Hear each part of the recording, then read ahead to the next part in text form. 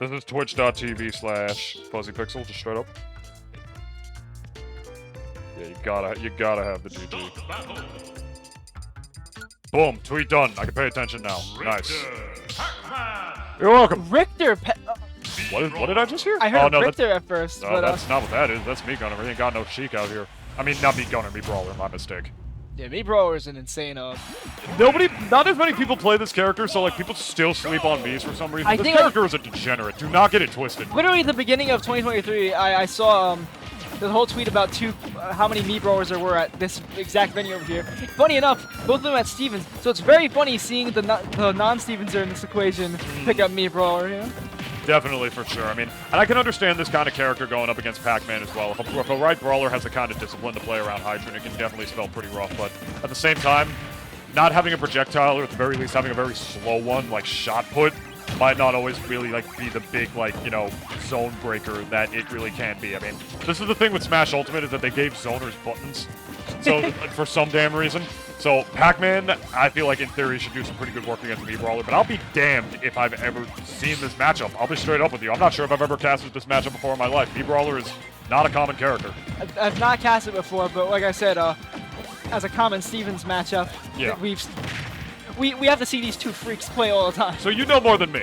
I've seen it more. I don't know if I could describe it more. Okay. That might be a problem since we're commentating, but we'll cross that bridge when we come to it. We'll find out. We're seeing stuff happen. See, that was a... Yeah, does he still have that crazy confirm where he has it that he has like down throw into that rapid jab move? Like side B or whatever it is? Oh, there's down throw to up B. Yeah. So he does have the exact up B for that. Down throw to up B is an incredible early kill, especially on a platform for Meat Brawler. I think it's around like 90, 100. Once you get the down throw from there, it's basically a confirmed kill. Yeah, but the move itself doesn't go very far, right? So if you go too low, it's like not the best recovery option. No. As a recovery, it's pretty middling, I would say. Okay. Definitely not like kind of like just a worse short you can kind of thing. But it is a multi-hit, so it can do something funny over there. I don't know how much it works as a recovery for a multi-hit, but it's something. Right. Definitely. Yeah, the lead is firmly in the favor of Wise right now. This is not the kind of character that you want to have a deficit against. Pac-Man, of course, Pac-Man was Steve before we had Steve. Pretty much. That up smash is going to take the stock. It's like a discount Steve at this point, basically. You could say platforms the Hydrant's its own version of build, because it also creates some space on the platform. On the stage. Yeah, I mean, that's the thing with Ultimate, is that you don't always have the best options off the platform. You know, there's no shield dropping or anything like that, especially with Hydrant in the mix. You know, Pac-Man can just very easily force you into a particular zone. And then sometimes if you break that zone, if you don't do it correctly, like I said, this character has buttons up close as well. So it's a pretty scary thing. So I feel like once Nathaniel is in his punish game, it's really got to be on point, since that up smash is going to take the stock. Yeah, those bells just create so much pressure in the air. Once you get stuck by them, you just like sit and duck for a bit. Any character who has that like yellow flash, like the Kazuya flash, just ends up leaving with so much crazy conversions off of it. Oh, he tried going for a command grab there. It's not the move that makes you play Meat Brawler, but it is just fun to have a special grab move like that. Was he trying to like keep the grab box of side B out while the water pushed him back into Pac-Man, or was he just trying to go into Pac-Man? I can't tell. I feel like you always want to try to use Pac-Man's water against him, but if he didn't run back for it, that could have been right straight into the up smash, closing it off there. Yeah, I thought that was going to be power pellets or something as well, but instead we're just going for the safe option and back air. Forward smash, actually recognizing that the bell was going to launch him closer to him, so deciding to forward smash, knowing he'd be able to punish even if he whiffed. And going for the up B right there, and that's a whiff. Yep. Yeah, you gotta watch those confirms, my friend. There's definitely a bit of lag at that at the end of the day. It's an upping. You know, it's definitely gonna have lag against Pac-Man. You know, once he's up close, he's got buttons as well, so that's pretty much going to do it for the first game right there. Yeah, didn't really close it off the bell stun itself, but definitely got the job done at the end of the day with that up smash, especially at the end. Yeah, the up B. It just lingers forever too, man. Pac-Man's like up smash. All of his smash attacks really just stay out like longer than any dream or aspiration that I have ever had in my life. I don't know why they let the ghosts linger. You know, the ghosts of your past. They're always out there on you. Pac-Man's smash attacks are a metaphor. I never thought of it that way. For the human condition. Yeah. Bet you didn't expect to think about that when you turned into the this is a very philosophical Arcadian today. I don't think any of you listening at home thought you were going to think about that, but you did. Can't run away from your demons, all right? Sometimes they can swim, though. In this case, they do like 20%. He's highlighting over Spring Stadium. That's not legal. In another world, could have been. Yeah. It's looking like we're going to a smaller stage this time around, though. Are we rocking back for the Sheik? Or... I would imagine not. I feel like I understand why some Sheik players don't like this matchup. Okay. Okay, this is actually an interesting choice, because I knew we weren't really going to go back to the Sheik, because I know a lot of Sheik players do not like fighting Pac-Man, because that character's punish game can just eat up theirs. You know, a lot of Pac-Man's options can just stuff out like the weak hitboxes of Sheik and whatnot, so instead we are rocking with the Pit, which I think is a relatively interesting choice. Character has wings, obviously. He's got multiple jumps, so he doesn't have to play as much neutral with Pac-Man, if that makes any sense.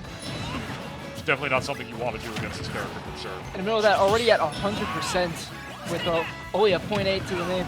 But I was going to say before, I definitely see why the switch off for, because Sheik kind of gets out-prioritized by a lot of these moves that Pac-Man can throw out, but with a lot of multi-hits like this, it's definitely harder for Pac-Man to really, like, clash easily.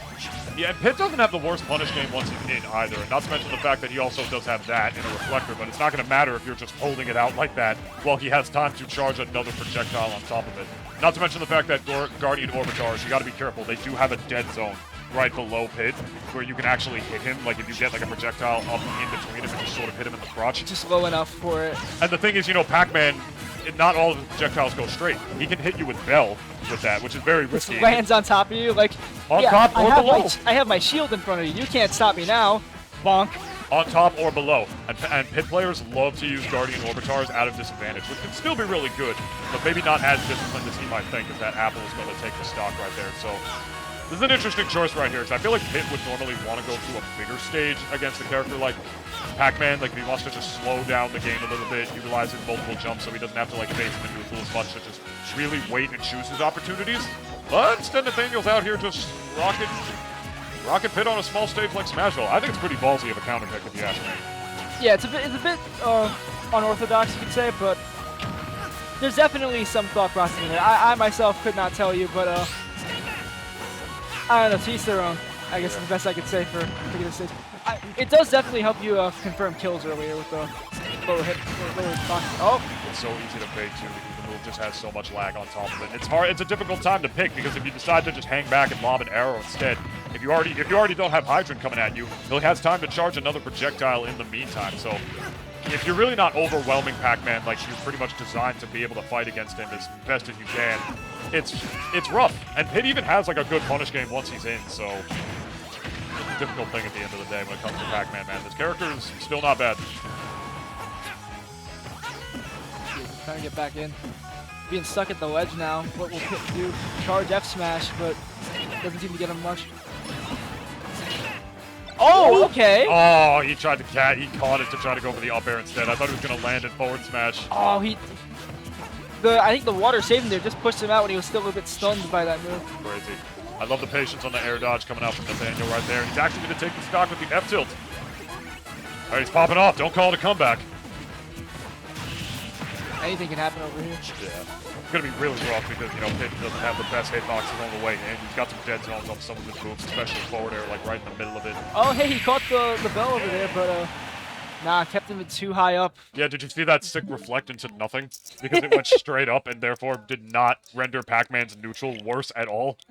Yeah, it's like it's even hit from there, but yeah, Pit's not like, he's not good in this game, man. It's like the Thanos bell. Death still arrives. It's inevitable. Yeah, you want to know the debate. I mean, but people have been having this debate forever, ever since Zachary or like Earth back at Kyojin Dojo.